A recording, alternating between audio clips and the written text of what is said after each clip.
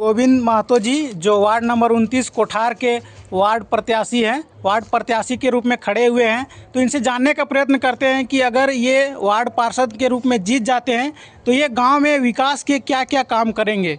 तो चलिए इनसे ही जानते हैं।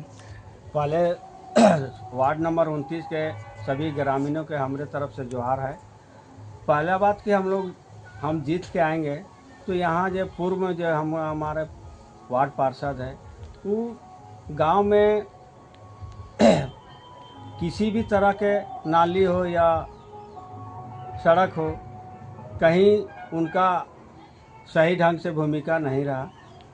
और हम जीतने के बाद हमारे जो पूर्वज का जो स्थापित देवाभूता है वहाँ पर भी देखते हैं कि जो वहाँ दिया बाती भी नहीं बढ़ता है, तो इस पर भी हम ध्यान रखेंगे।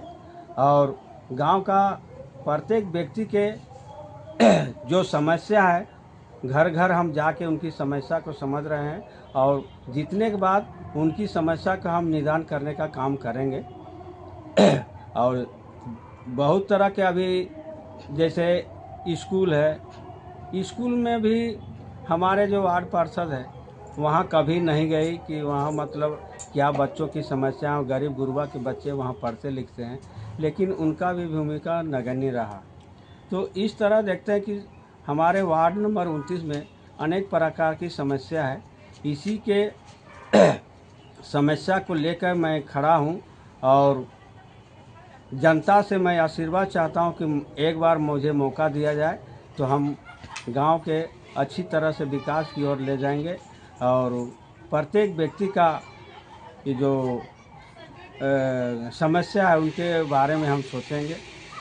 और जितने भी मतलब आवास हुआ, प्रधानमंत्री आवास हुआ, गरीब गुरबा का मतलब उसको रहने के लिए नहीं है, वहाँ पैसा के माध्यम से जिनको होना चाहिए वो चीज़ अभी उनके यहाँ घर नहीं बन रहे हैं। इसके लिए भी हम प्रयास करेंगे कि निम्न वर्ग के लोगों को ही देने का काम करेंगे।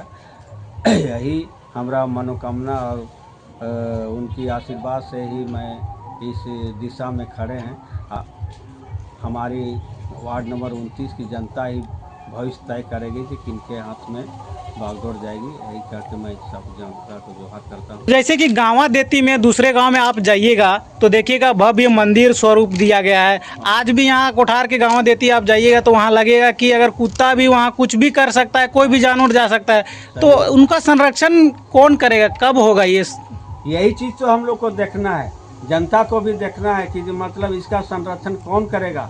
जिसको हम लोग चुन के भेजते हैं उनका भी ध्यान आकर्षित नहीं होता है, दूसरी ओर इनका ध्यान रहता है। लेकिन जो हम लोग का पूर्वज में जो रखा उसका सरना हुआ और भी देशवेल हुआ, बहुत तरह के हमारे गांव में नौ देवाभूता का स्थान है, वहां पर देखते हैं कि एक दिया भी बाती नहीं बढ़ता है। तो इसका समस्या कौन सुनेगा? जो जानकार है वही न समझ बूझ सकता है। तो यही हम कहते हैं, अपील कर रहे हैं जनता को कि हमें एक बार मौका दीजिए, हम गांव के सभी समस्या को निदान करेंगे। यही मेरी इच्छा है।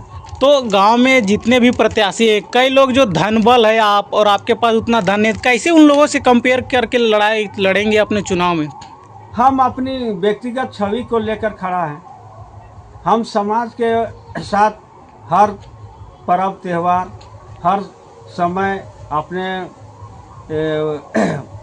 उनकी समस्या के साथ रहते हैं। भले हमारा धन बल नहीं है, लेकिन व्यक्तिगत हमारा व्यवहार रहा है समाज के बीच रहना, समाज के चीज़ों को सरकारी दफ्तर तक पहुंचाना और समाज के जो समस्या है उसके बारे में कहीं जैसे रोड नहीं है, उनके रोड के लिए भी तो हम प्रयासरत रहते हैं कि भाई जिनका रोड नहीं है उनको रोड दिया जाए।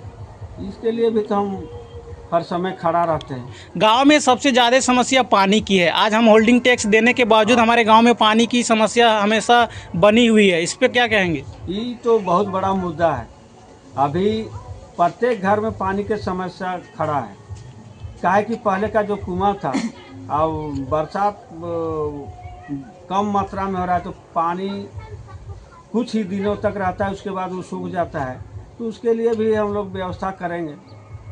हम जगह पर पद पर आएंगे तो अभी तो हम व्यवस्था कर सकते हैं, वैसे पहले हम कहाँ से बोल दें कि हो जाएगा। तो इनका कहना है कि अगर आप हमें वार्ड पार्षद के रूप में चुन के लाते हैं तो इन्होंने एक सबसे पॉजिटिव, जितने भी प्रत्याशी मिले उनसे पॉजिटिव इन्होंने क्या कहा कि हम स्कूल में जाकर निरीक्षण करेंगे कि वहाँ के जो टीचर है आखिर क्यों नहीं पढ़ाते हैं। सरकार उन्हें पैसा देती है, 70-80 हज़ार इतना पेमेंट है और सभी शिक्षित टीचर रहते हैं, फिर भी आज हमारे जितने भी बच्चे सरकारी स्कूल में पढ़ते हैं वो एजुकेटेड परफेक्ट रूप से नहीं हो पाते हैं। तो ये जो समस्या है इनका निराकरण ये प्रत्याशी से हमने सुनने को मिला। अगर आपको लगता है कि ये जीत कर आएंगे और आपके लिए काम करेंगे तो इन्हें अवश्य वोट करें और जीत की अग्रिम बधाई। और अगर आपको लग रहा है, और आपका चुनाव चिन्ह क्या है? मोतियों का हार। मोतियों का हार और क्रम संख्या 4। तो आप सभी वार्ड नंबर 29 के ग्रामीणों से निवेदन होगा कि अगर आपको लगता है कि ये विकास करेंगे तो इनको ज़रूर वोट दें। बाकी बात, धन्यवाद।